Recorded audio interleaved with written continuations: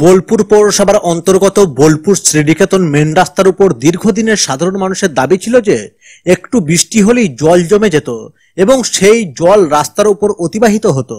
তার ফলে সাধারণ মানুষ ও যান চলাচল পারাপারের খুবই সমস্যার সম্মুখীন হতে হতো। সেই সমস্যা দ্রুত সমাধানের জন্য মুখ্যমন্ত্রী মমতা বন্দ্যোপাধ্যায়ের নির্দেশের পরই নড়ে চড়ে বসল বোলপুর পৌরসভার প্রশাসন। এদিন সকাল ৯টা নাগাদ বোলপুর শ্রীনিকেতন যাওয়ার মেন রাস্তা রয়েছে, সেই রাস্তার দুই পাশে বড় ড্রেন রয়েছে, সেই ড্রেনগুলিকে জেসিবি দিয়ে পরিষ্কার করার কাজ শুরু হয়েছে। প্রসঙ্গত বলা যেতে পারে সারা দিনের যে সমস্ত আবর্জনা সেগুলিকে তুলে ফেলা হচ্ছে রোডের পাশেই। তাহলে কি প্রশ্ন থেকে যাচ্ছে, বোলপুরে এতদিন ধরে নোংরা আবর্জনা জমা হতো, তাতে কি কোনো কাজ ঠিকঠাক হতো না? মুখ্যমন্ত্রীর নির্দেশের পরেই সেই কাজ দ্রুত প্রক্রিয়া শুরু হলো।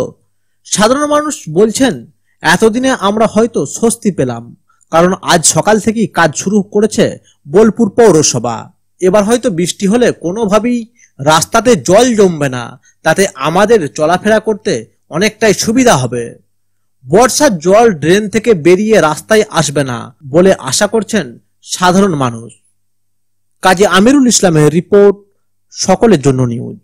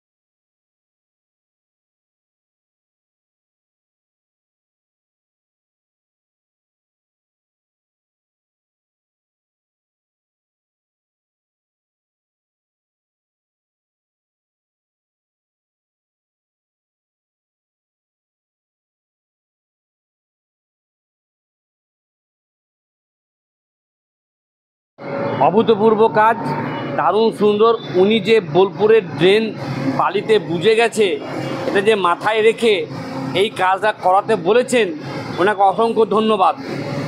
বৃষ্টি হলে দেখা যায় জল জমতে একদম একদম কতটা দুর্ভোগ। এই চৌরাস্তা দিয়ে এখান থেকে প্রায় এক জ্যাং জল হয়ে যেত, গাড়ি, সাইকেল, মোটরসাইকেল, মানুষের যাতায়াতের প্রচণ্ড অসুবিধা হতো। এই ড্রেনটা সাফ হয়ে যাওয়ার ফলে ওখান দিয়ে ভালোভাবে ড্রেনে জল যেতে পারবে, জলটা ছাপিয়ে রাস্তায় বা ব্রিজের ওপরে জল জমবে না। এর আগে কি এরকম কাজ হতো না? এর আগে এরকম জেসিপি দিয়ে কোনো কাজকর্ম হয়নি, এমনি মানুষজন দিয়ে যতটা পরিষ্কার করা সম্ভব ততটা করানো হয়েছে। তাহলে কি মুখ্যমন্ত্রী হ্যাঁ, নিশ্চয়ই। এটা তো বলতেই হবে যে ওনার দৃষ্টিদানের পরেই যে মিউনিসিপ্যালিটি এই ধরনের কাজ করতে উদ্যোগী হয়েছে, এই যে পৌরসভাকে ধন্যবাদ। আপনার নাম?